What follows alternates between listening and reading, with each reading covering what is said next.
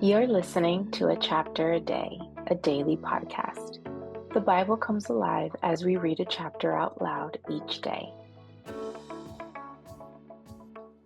Hello, my friends. It's time for a chapter a day, and today we are reading 2 Kings chapter 17.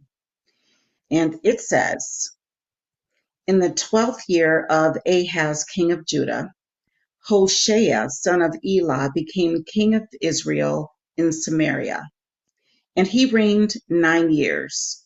He did evil in the eyes of the Lord, but not like the kings of Israel who preceded him.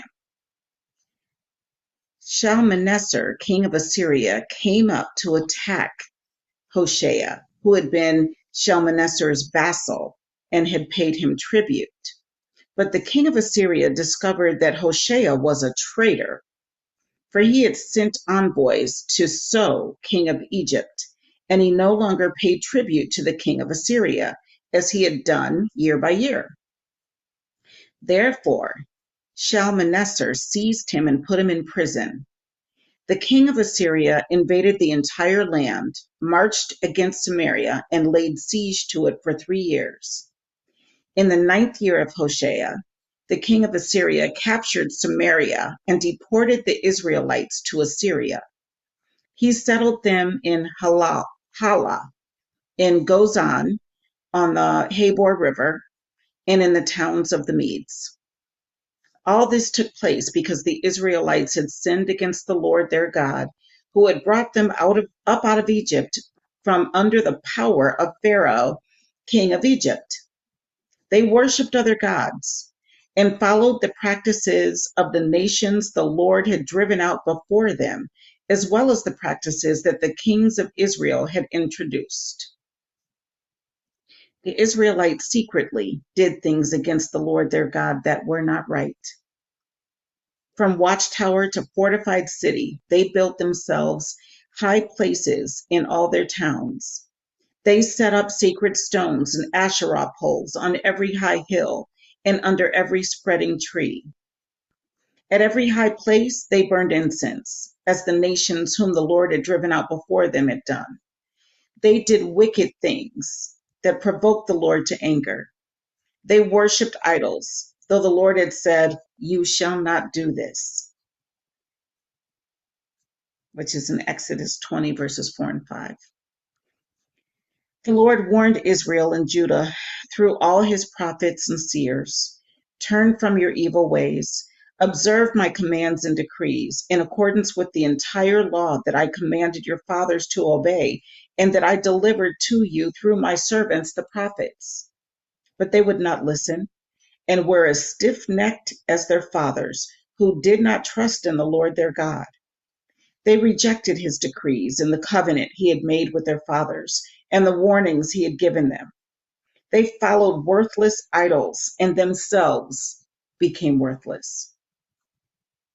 They imitated the nations around them, although the Lord had ordered them, "Do not do as they do." And they did the things the Lord had forbidden them to do. They forsook all the commands of the Lord their God and made for themselves 2 idols cast in the shape of calves and an Asherah pole. They bowed down to all the starry hosts and they worshipped Baal. They sacrificed their sons and daughters in the fire. They practiced divination and sorcery and sold themselves to do evil in the eyes of the Lord, provoking him to anger.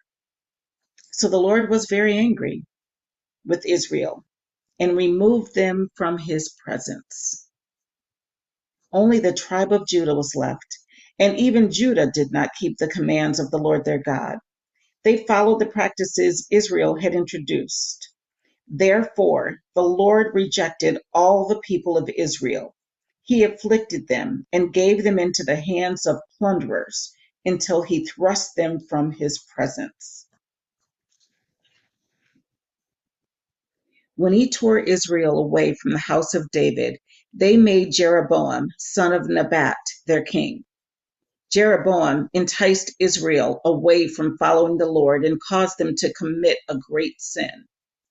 The Israelites persisted in all the sins of Jeroboam and did not turn away from them, until the Lord removed them from his presence, as he had warned through all his servants the prophets.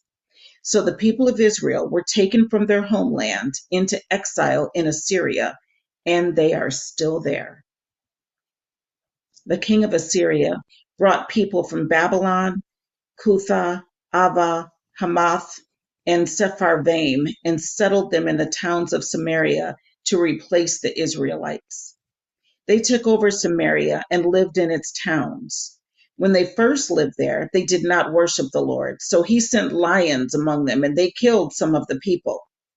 It was reported to the king of Assyria, "The people you deported and resettled in the towns of Samaria do not know what the God of that country requires.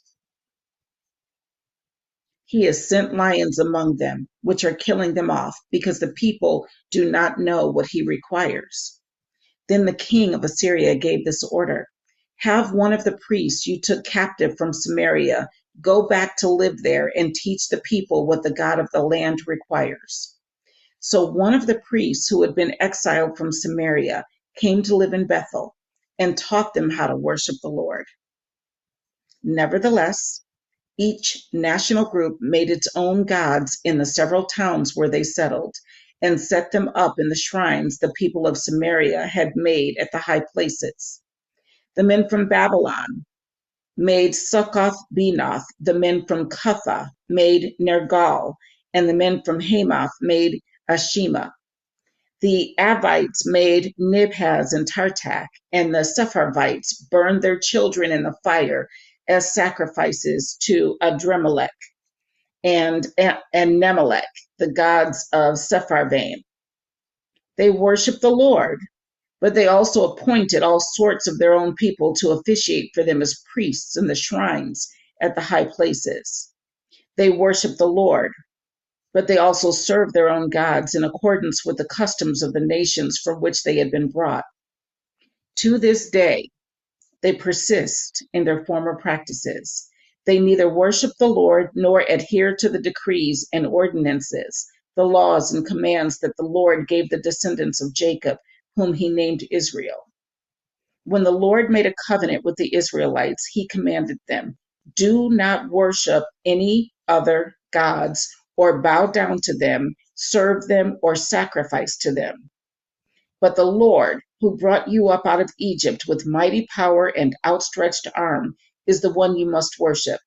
To him you shall bow down, and to him offer sacrifices. You must always be careful to keep the decrees and ordinances, the laws and commands he wrote for you. Do not worship other gods. Do not forget the covenant I have made with you, and do not worship other gods. Rather, worship the Lord your God. It is he who will deliver you from the hand of all your enemies." They would not listen, however, but persisted in their former practices. Even while these people were worshiping the Lord, they were serving their idols. To this day, their children and grandchildren continue to do as their fathers did. Man, that makes me sad. That was 2 Kings chapter 17. I'll see you tomorrow for another chapter.